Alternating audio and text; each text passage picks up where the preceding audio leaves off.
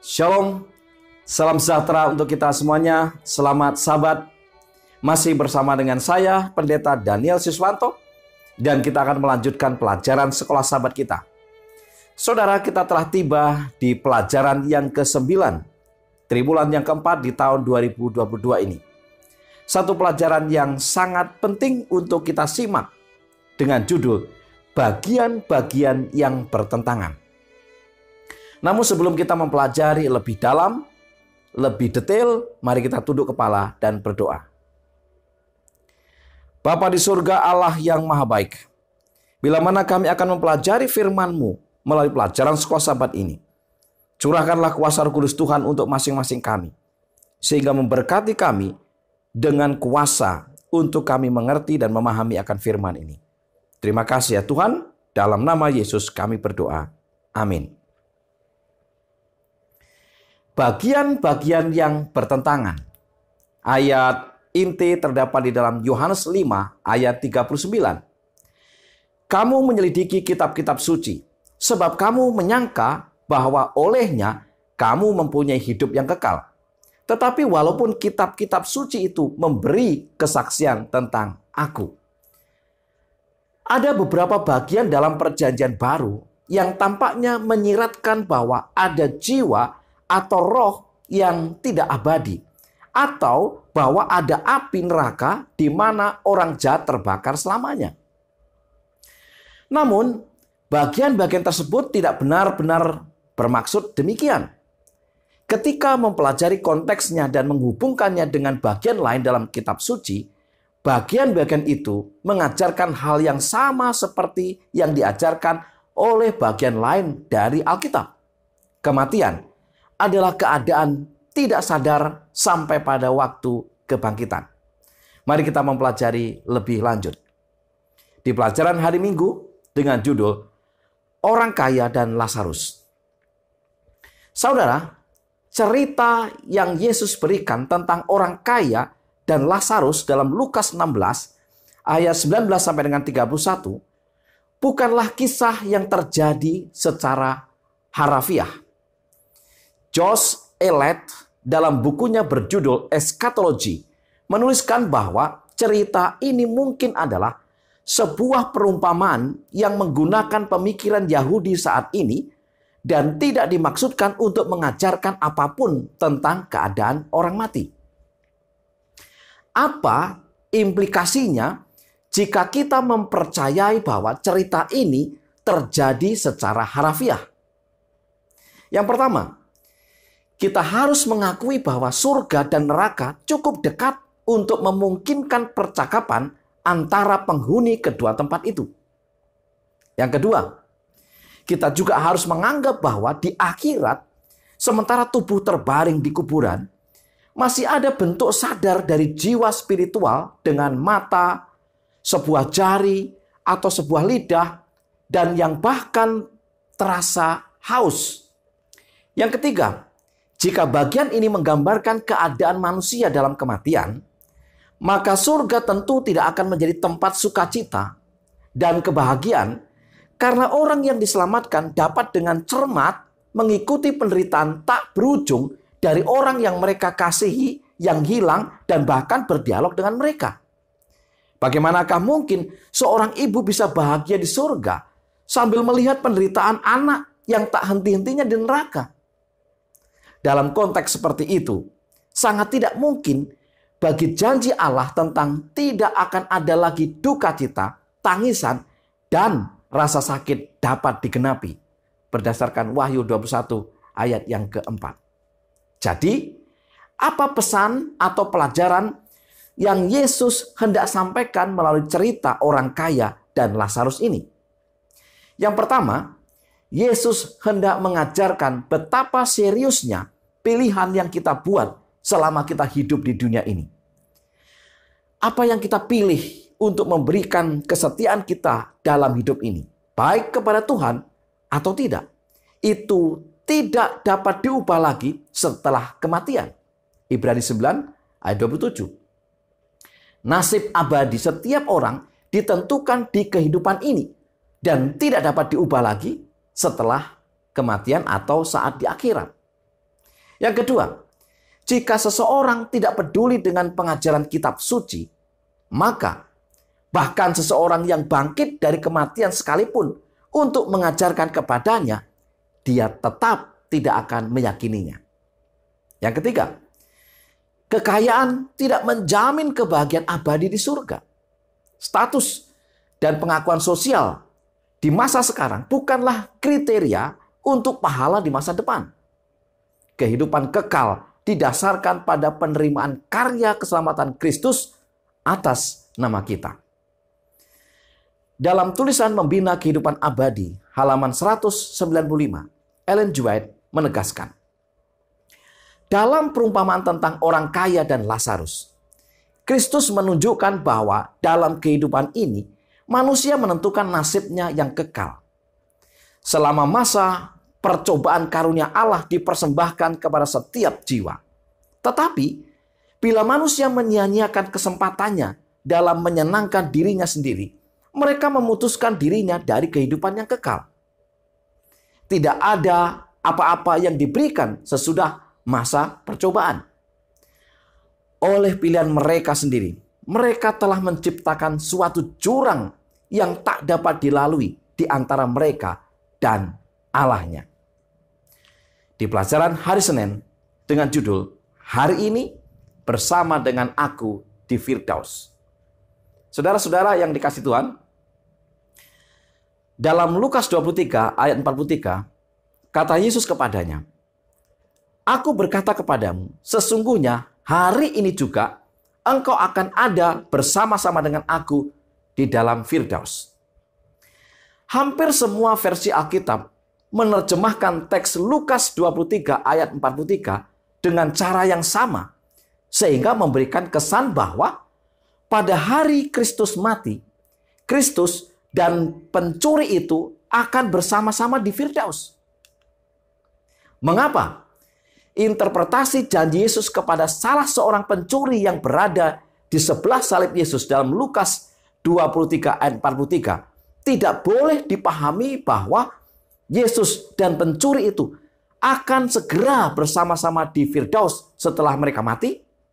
Yang pertama, karena asumsi bahwa Kristus dan pencuri di salib itu pergi pada hari yang sama ke Firdaus atau surga, bertentangan dengan kata-kata Yesus kepada Maria Magdalena setelah kebangkitannya yang menegaskan bahwa dia belum pergi ke hadirat Bapanya di surga.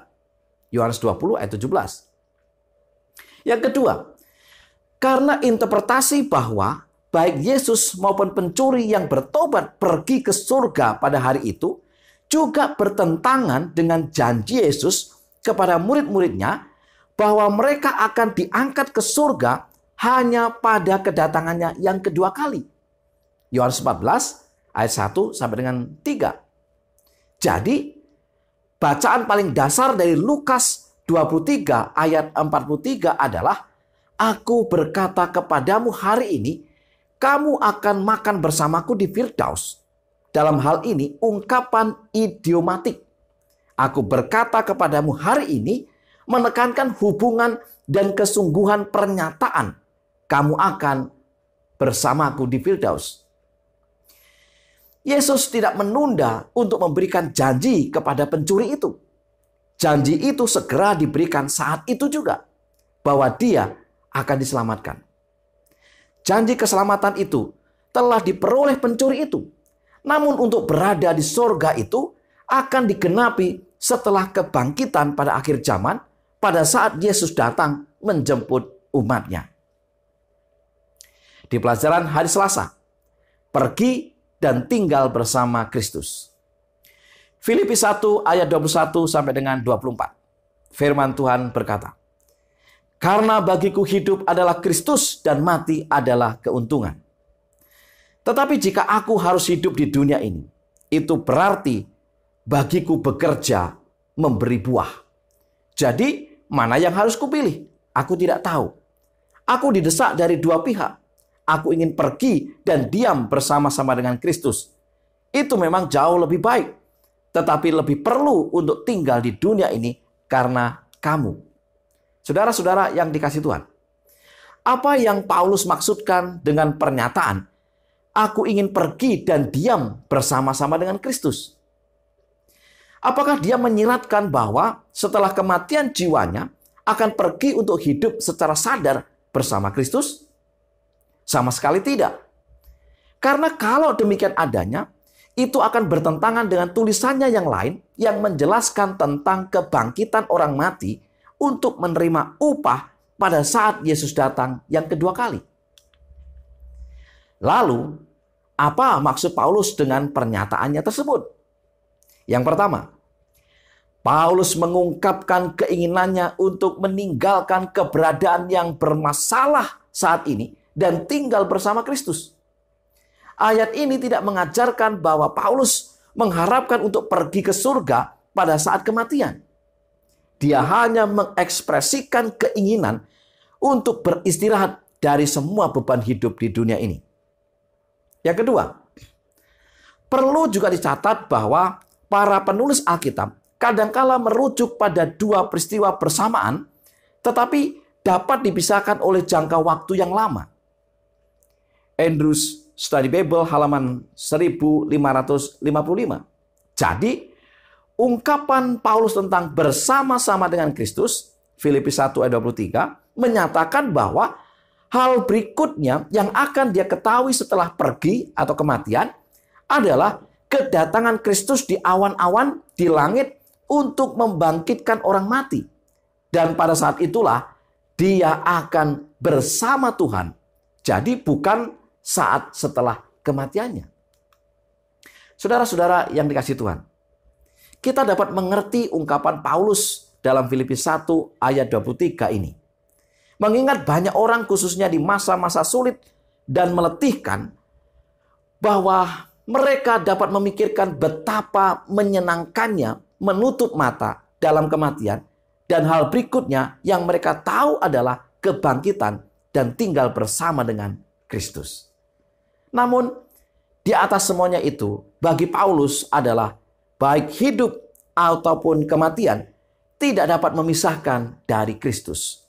Roma 8 ayat 38 sampai dengan 39. Pada akhirnya, setelah semua pekerjaan ini selesai, Kristus akan datang menjemput kita dan kita akan selama-lamanya bersama dengan Kristus. Di pelajaran hari Rabu dengan judul berkhotbah kepada roh-roh di penjara. 1 Petrus 3 ayat 18 sampai dengan 20. Sebab juga Kristus telah mati sekali untuk segala dosa kita. Ia yang benar untuk orang-orang yang tidak benar, supaya ia membawa kita kepada Allah.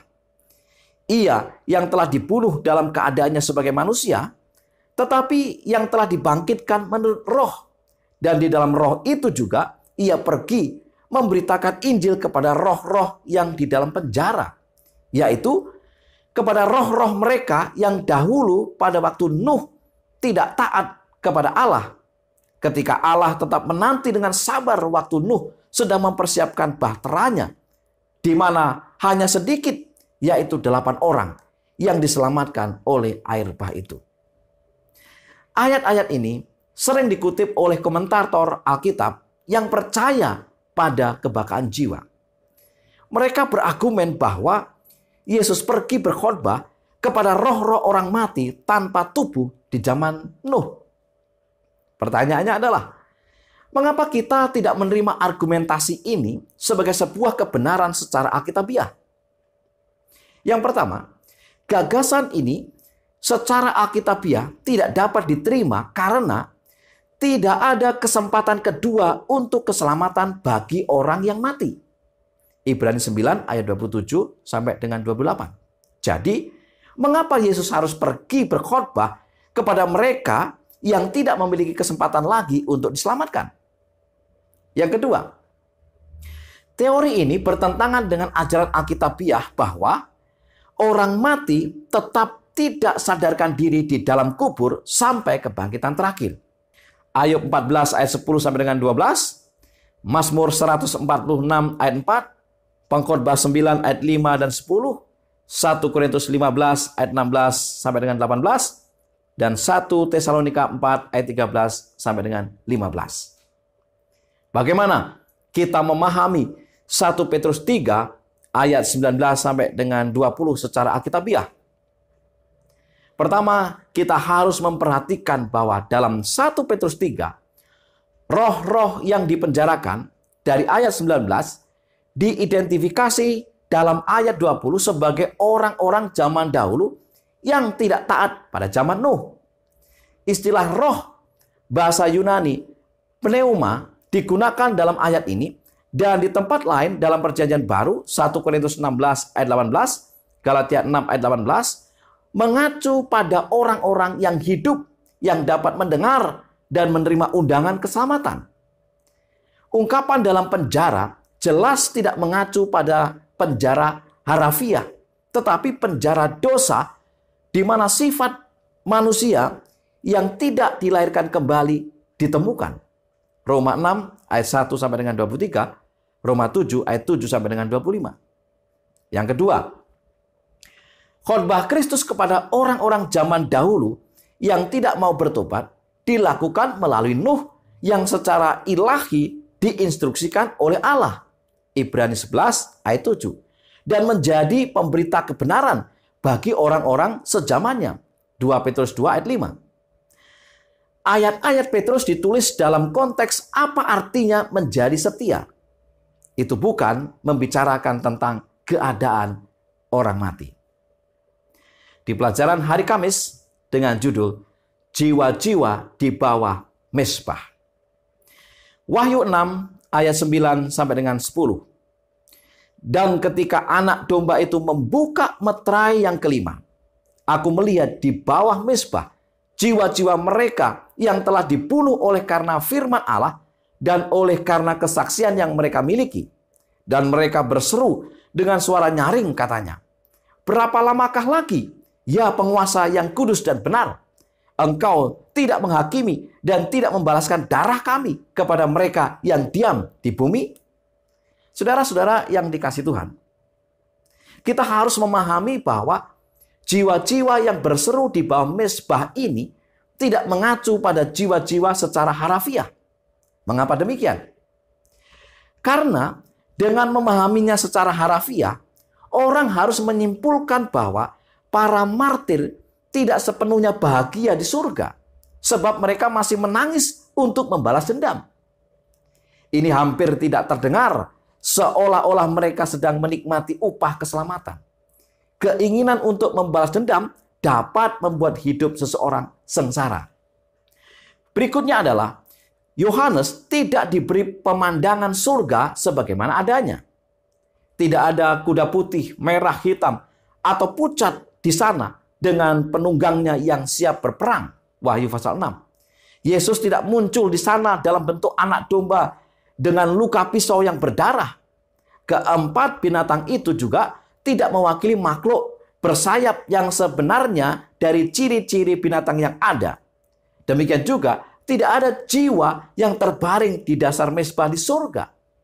Seluruh adegan itu adalah pernyataan gambaran dan simbolis. Dalam komentar di SDA Bible Commentary jilid 7 halaman 778. Jadi, apa artinya jiwa-jiwa di bawah mezbah? Yang pertama, penting untuk dipahami bahwa mezbah yang dimaksud adalah mezbah korban bakaran, bukan mezbah dupa, di mana darah korban hewan dicurahkan di bawah mezbah. Mezbah itu terletak di pelataran luar bait suci. Itu berarti gambaran yang dilihat itu di bumi, bukan di bait suci surgawi. Oleh karena itu, jiwa-jiwa yang terbunuh itu menangis dari bumi. Jadi mereka bukanlah roh yang hidup di surga. Yang kedua, Josh Elet menulis dalam contoh sekarang, Wahyu 6 ayat 9 sampai dengan 11. Mezbah jelas merupakan mezbah pengorbanan tempat darah korban dicurahkan. Fakta bahwa Yohanes melihat jiwa-jiwa para martir di bawah mezbah tidak ada hubungannya dengan keadaan orang mati atau situasi mereka dalam keadaan hampir mati. Itu hanyalah cara yang jelas untuk menggambarkan fakta bahwa mereka telah menjadi martir atas nama Tuhan mereka. Tertulis di dalam A Commentary on the Revelation of John, halaman 103. Yang ketiga, itu berbicara tentang darah para martir yang secara simbolis dicurahkan di mezbah Tuhan karena kesetiaan mereka kepada firman Allah dan kesaksian Yesus. Wahyu 12 ayat 17, Wahyu 14 ayat 12. Orang-orang kudus ini telah dianiaya dan mati secara tidak adil karena mereka setia kepada Allah dan mendedikasikan diri untuk mengabarkan Injil dengan penuh semangat. Jiwa-jiwa yang berseru ini bukanlah untuk balas dendam, tetapi untuk keadilan hukum, dan yang paling penting agar karakter Allah ditunjukkan sebagai benar, suci, dan adil. Saudara-saudara yang dikasihi Tuhan, sebagai kesimpulan pelajaran sekolah sahabat kita. Pertama, dalam perumpamaan tentang orang kaya dan Lazarus, Kristus menunjukkan bahwa dalam kehidupan ini, oleh pilihannya sendiri, manusia menentukan nasibnya. Yang kedua, janji keselamatan diberikan kepada kita semua. Namun, untuk berada di surga itu akan digenapi setelah kebangkitan pada akhir zaman, pada saat Yesus datang menjemput umatnya. Yang ketiga, baik hidup ataupun kematian tidak dapat memisahkan kita dari Kristus. Yang keempat, tidak ada kesempatan kedua untuk keselamatan bagi orang yang mati. Karena orang mati tetap tidak sadarkan diri di dalam kubur sampai kebangkitan terakhir. Dan yang kelima, orang-orang kudus yang dianiaya dan mati secara tidak adil karena mereka setia dan mendedikasikan diri untuk mengabarkan Injil, memberikan teladan kepada kita supaya karakter Allah ditunjukkan dengan benar, suci, dan adil. Saudara-saudara yang dikasihi Tuhan, itulah pelajaran sekolah sahabat yang bisa saya bagikan pada kesempatan ini. Kiranya Tuhan memberkati saudara. Mari kita tunduk kepala dan berdoa. Bapa kami yang di surga, Allah yang berkemurahan, kami memohon agar kuasa Roh Kudus Tuhan menjadi bagian kami. Meteraikan akan firman ini. Berikan kepada kami pengertian, hikmat untuk memahami semua firman ini. Dan iman kami dikuatkan. Kami tetap setia. Kami mau menjadi pengikut Tuhan sampai kepada maut memisahkan kehidupan kami. Terima kasih ya Tuhan. Mohon berkat untuk seluruh umat Tuhan dimanapun mereka berada. Ampunilah pelanggaran dosa kami. Dalam nama Yesus kami berdoa. Amin. Saudara-saudara yang dikasihi Tuhan, selamat belajar, selamat sahabat. Tuhan memberkati kita semuanya.